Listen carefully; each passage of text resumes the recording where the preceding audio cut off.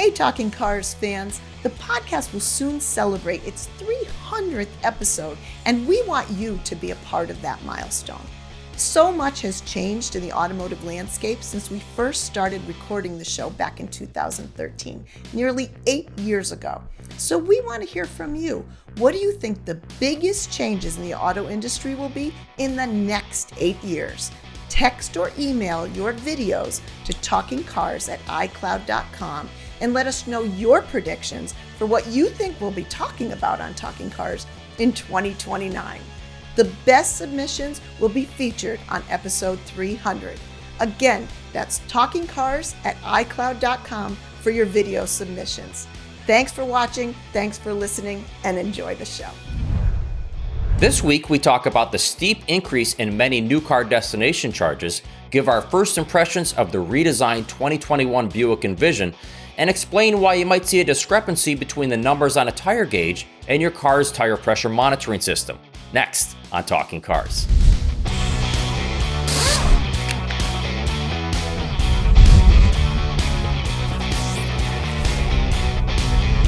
Hi everybody, welcome to another episode. I'm Mike Monticello.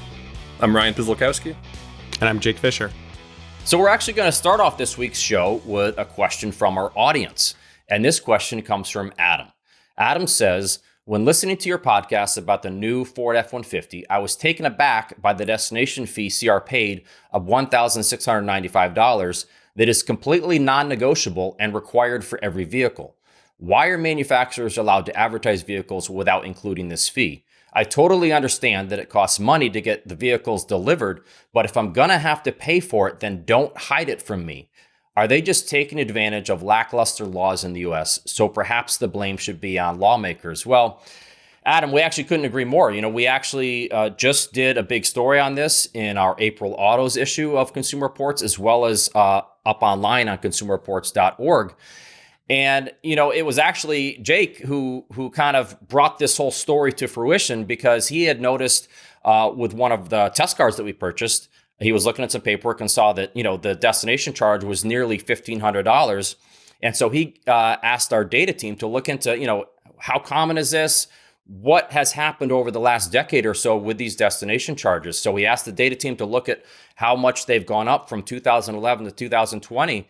And it was actually quite, eye-opening because some automakers have really jacked these destination fees up much more than others over that time period.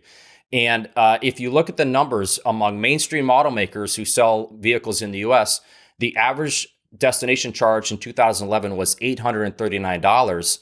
By 2020, it had jumped to $1,244, which is a 48% increase over that decade. If you factor in inflation, that $839 becomes $965. That's still a 29% increase. So in other words, as an average, it's way above inflation. And, you know, the worst offender is FCA, which was, formerly Chrysler, now Stellantis, covers all of the, you know, Fiat Chrysler brands. Between 2011 and 2020, Chrysler, Dodge, and Jeep destination charges rose by 90%, Ram trucks by 74%, and Fiat rose by 112% since 2012. So, I mean, the numbers are pretty eye-opening. Jake, read between the lines for us. What's really the deal here with these destination charges and how much they're going up? First of all, you said we wrote the story. You wrote the story, Mike. You did a great job in the story too, by the way. Just plug for Mike. But it's going crazy. And the issue is you could certainly negotiate the price of your car, but keep in mind this fee is going to the manufacturer. It's not going to your dealer. I mean, if they're adding, you know, protection packages or whatever, certainly negotiate like crazy on that stuff. But it's really just taking out the profit from the dealer, not the manufacturer.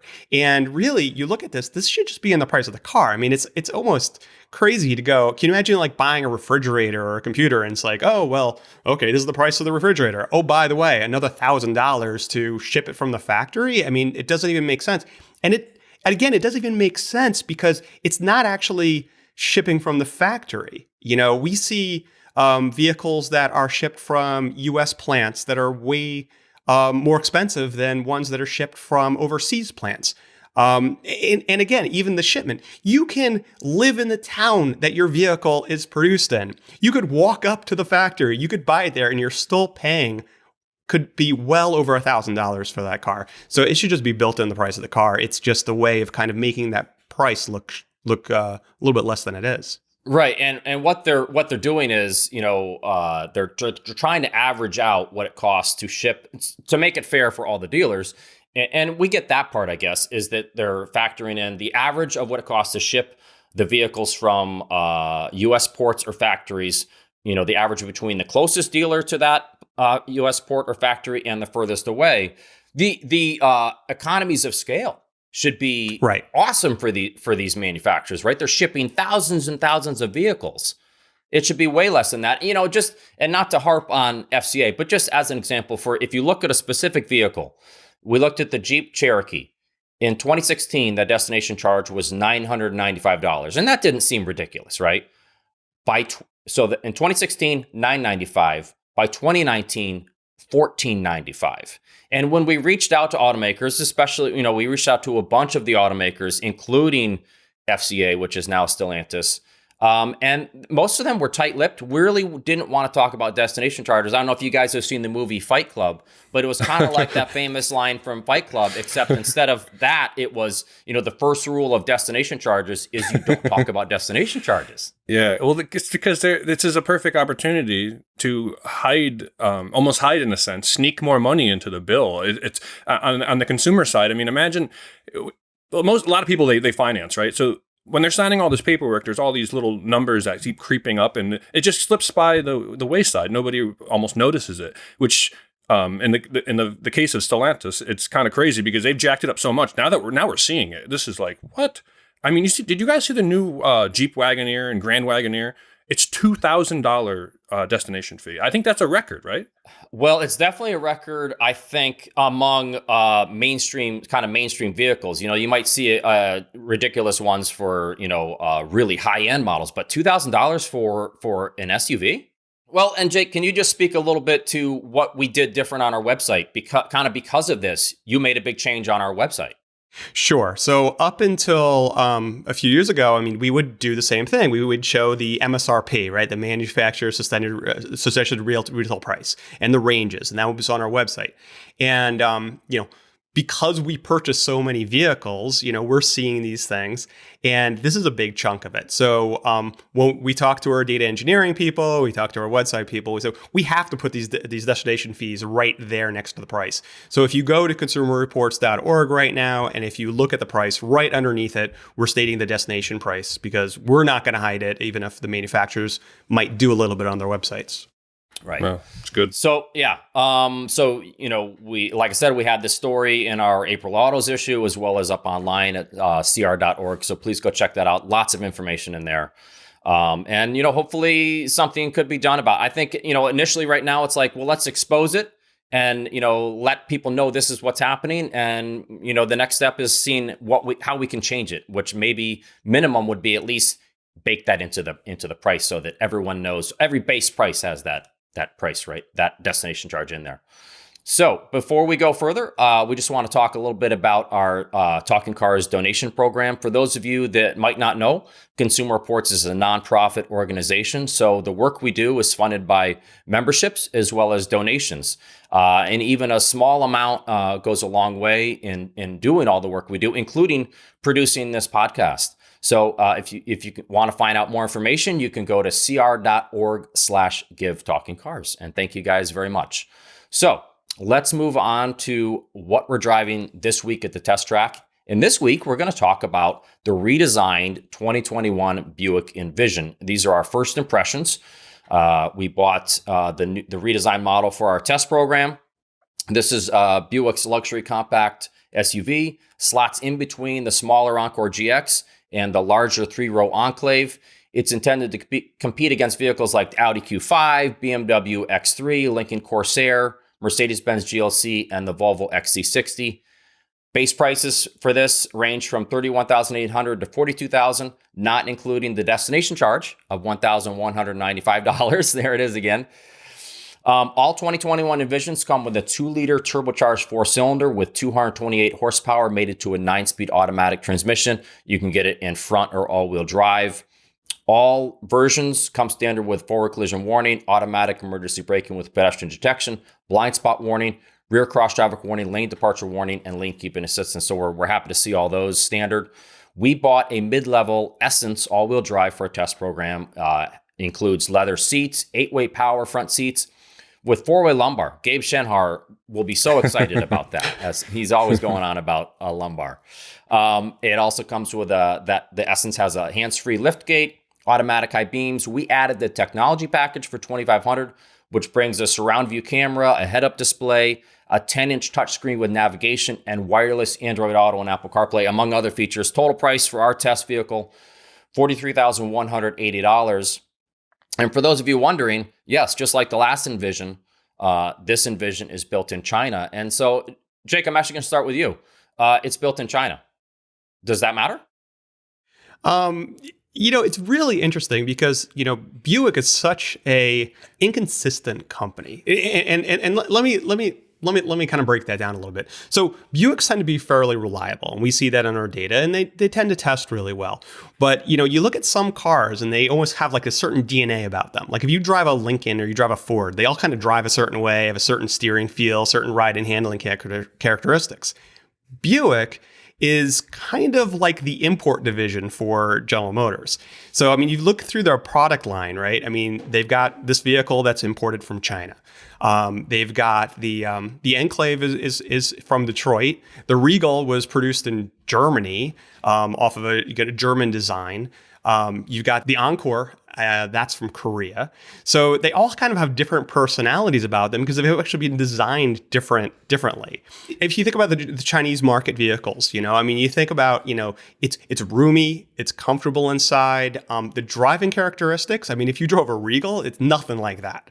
This is not a European driving vehicle at all, like some other Buicks have been in the past. It's kind of very removed, I would say, a very kind of loose steering to it, not very tied down, but comfortable. Well, it's funny. I hadn't thought about it like that, but you're absolutely right. How all these Buicks do drive differently. Whereas you think of something like a Mazda, right? All Mazdas, other than maybe the Miata, and even then you can still sort of see the similarity where they're going. Mazdas all drive a very similar way. And Ryan, these Buicks are just all over the place. Yeah, you're right. Did you like the way it drove, though? As a luxury compact SUV. I think it's okay. Is it a step up from the Encore? Yes. Is it better than the last Envision? Yeah, I think so. I had a few gripes. I thought the steering was, had a light, almost no on center feel. And it was almost too quick on center. Like it would turn in real quickly, but it didn't give you any information. It's just not an engaging experience. I think that it's roomy inside. The cockpit's quite nice. I don't know if it's quite on the level of say a Q5 or X3 in terms of build quality, but it's pretty nice. It rides pretty well. I think the powertrain could use a little more oomph. The 2-liter strains a little bit. It doesn't sound that great either. It gets a little grainy sounding. The transmission shifts fairly well. There was a couple hiccups here and there, and some delayed shifts, but it's a nice car. It's just it's nothing standout. Yeah. Go ahead, Jake. Oh, I was going to say, the rear seat is very nice, but again, I keep on coming back to the primary markets. So, I'm not trying to stereotype or anything, but in China, very often these vehicles, you're in the back seat and someone else is driving for you. If you build a car in Europe, you want driving dynamics. So right. I think it kind of, it brings that through. Mm-hmm. Yeah, absolutely. I agree with you guys 100%. Ryan, both of you mentioned the artificial steering. It's one of the more one of the bigger letdowns about the car. But again, it's not terrible. It does most things pretty well. I think I do feel like it's a step up from the old Envision, but I know Jake is very much someone who says we shouldn't worry so much about the old vehicle. We need to worry about how it compares against the current, cars you're going to be shopping it against. And I get that. And I think we'll have to see where it ends up after, when we're all done testing, where does it end up? Because the old one was kind of in the lower half of that segment, and maybe this one can inch up a little further. I want to touch a little bit. First of all, you guys mentioned the engine. Is that one of the bigger downsides? I thought it worked okay, but the sound quality, is that a bit of a letdown in that class? I think so. Yeah. I mean, it just doesn't, inside the cabin doesn't have that isolated feel that some of those other more luxury brands have. I feel like, and that 2-liter just gives it that noise just gives it a little bit of a like lesser kind of wheezy. Yeah, but it gives it just less of a quality feel. I feel like, it's not as defined feeling. So yeah. It does function okay, but it's not. It's just not quite there. Now, Jake. Yeah, I agree. I mean, I think it's more about, for this class especially, it's not about, your quarter mile time. It's about how it sounds. And I think if they tuned it to make it a little bit of better sound, a little bit of more quality feel, even if it wasn't quite as quick, I think that would have been an improvement. I do feel like General Motors struggles with that as a rule with their turbo 4-cylinder. But Jake, let's talk about controls. What are the controls like? We've got a kind of a funky gear selector going on, and then let's also talk about the infotainment touchscreen and regular controls. Yeah. So the gear selector, it seems like they were trying to copy the Honda Acura system. It's got a bunch of chiclet controls down there. Doesn't seem like a big improvement. Obviously, we're going to spend some more time with it. The controls in terms of the infotainment screen. I mean, it's a new car. It's got to have a huge infotainment screen, right? I mean, it's big. And, I will say credit to General Motors and credit to all domestic vehicles, I would say, they tend to do pretty well here. They're not super distracting. They tend to be well laid out. I'm talking, Stellantis, Ford, and General Motors. It's well laid out. This is a big one. I mean, they really laid it out. The one thing that kind of bothers me, and I don't know if it's bothered you guys, it's not facing me. I mean, like, it's one thing to have the screen kind of like straight. This is facing up. It's like straight to the sunroof. I have no idea how that got okayed in design, but I mean, I can still see it, I guess, but it bothers me. Yeah, I noticed that because I had the moonroof, the roof open. It has a big piece of glass in it. I was getting a lot of reflection, glare off of the screen, or certain angle of the sun. But yeah, well, we're racking up break-in miles on the Envision as we speak. These are our first impressions. Obviously, we're going to have full road test results. For those of you that don't know, we always put at least 2,000 break-in miles on all of our test vehicles. So that's what we're doing right now with it. And it will go through our program, and we'll have the check back here soon, and we'll have full road test results for you and see where it actually falls within the luxury compact class. Let's move on to audience questions. And folks, guys and gals, don't forget to send those questions, comments, 30-second video clips to talkingcars@icloud.com. We love hearing from you. And we especially love your video questions. So send those in. It's always fun to see your guys' smiling faces. First question today comes from Davis from Winston-Salem, North Carolina. Davis says, I noticed that CR's top picks and brand report card just came out at the same time as J.D. Power's brand rankings, and there was a wide discrepancy between the two for certain models and brands. Can you please explain the differences and how to interpret all this data? And this is great because we've been meaning to bring back our award-winning segment that we did once called Jake-splaining. And since we have Jake on the show, Jake, I like that. Do some splaining. Okay. Well, I did notice that they chose to release their information same time as us. But look, I'm not going to go and say our information is better than their information or whatever. But I mean, I think it is worthwhile to understand that they're different metrics. So to break it down a little bit, we released our brand report card. So this is basically looking at the brands, looking at everything, looking at the reliability of the current models, looking at the test results of those models, looking at safety, looking at all of these pieces. So when we went out and we did that and we said, hey, Mazda's on top, we're looking at the whole picture of the current cars that are on sale. J.D. Power, they put out a vehicle dependability study of 3-year-old models. So they looked at like the 2018 models, and we're looking at what are more dependable in their study. So it's one facet. And I would say, I mean, look at our information, look at other information, look at everything that's available to you.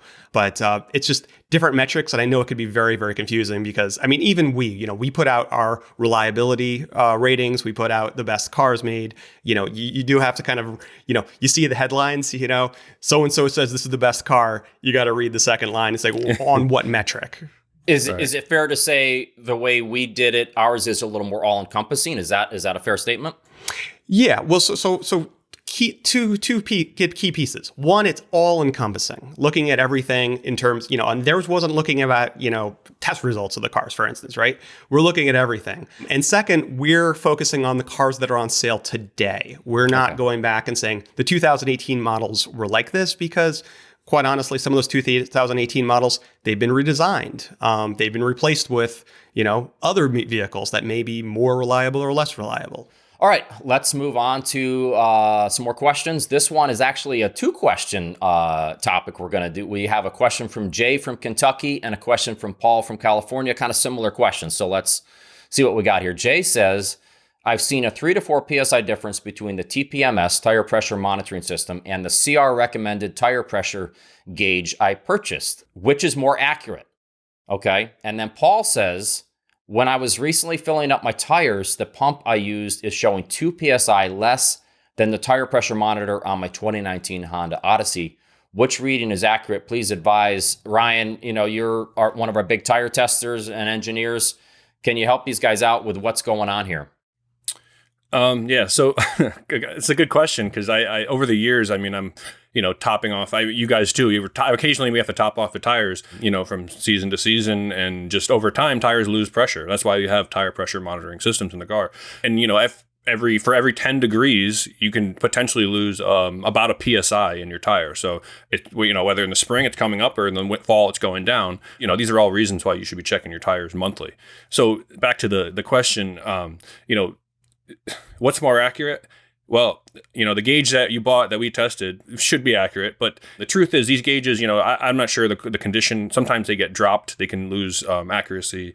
Depends on when you're checking the tire too. You should be checking your tires in the morning when it's the tires are cold. As you drive, your tires heat up. The pressures come up, and that's all intended. That's supposed to. That's all accounted for, rather. So you should listen to the vehicle monitor, just because we found them to be reliable, and they're set. There's certain standards that these things have to meet. Now, a 3 to 4 PSI difference, your tires could inflate that much just on a short drive, just from the temperature. And the other question about the pump, right? I mean, a gas station pump, those are rarely accurate in terms of giving you the pressure, actual pressure. Just because they get beat up. I mean, these things get used all the time. Even little pumps at home, some of these, they're not as accurate. So really, you should stick with what the vehicle's saying. The vehicles that give you the actual pressure, you should check it in the morning. Make sure that the vehicle's cold, hasn't driven anywhere. And after you top them off, sometimes they might not update right away. You might have to give it a small drive or a few minutes to have that update. I'll mention this. I mean, you're better off a little bit on the high side. If your tire should be at 35, you want to be at 35 or a hair above, not below, because tires are just going to lose pressure over time. So you're on the safer side there. Good point. Yeah. All right, let's move on to another question. Mark says, tire performance is greatly affected by air, rain, ground temperature, etc. At what temperature does CR test wet braking distances? I guess this is going to have to go to Ryan again. What a answer hog. Oh man, this is a great question. And he's absolutely correct. I mean, conditions, all those factors, they play a role in how well, a vehicle performs. Now, in a perfect world, we would test indoors maybe, or the weather would be identical every day of the year when we do that test for every vehicle, because we're comparing these vehicles against each other essentially, throughout the year. We can't do that.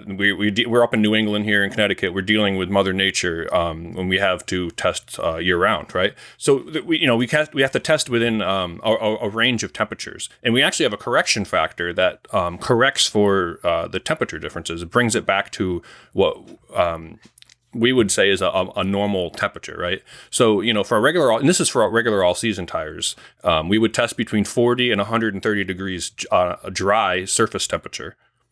And wet would be from 50 to 91 degrees Fahrenheit, surface temperature. Now, surface temperature is important because that's air temperature matters, but not as much as the surface temperature, because that's where the tires are actually, reacting with the ground.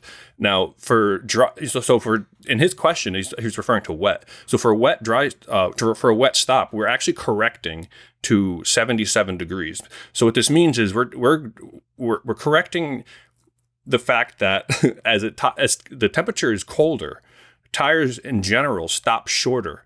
This is actually a standard SAE J2909 test that manufacturers use in the industry, and it's based on a lot of research and just how the tires react with the surface during a brake stop. So at we correct it back to 77 degrees. So what that means is if it's you stop at 150 feet on a wet surface and it's below 77 degrees, the stop is actually going to come out a little shorter than it might actually be at 77. So we correct it and we actually lengthen that stop a little bit to get to the 77 degrees. The same goes for dry, but it's 86 degrees is the correction temperature.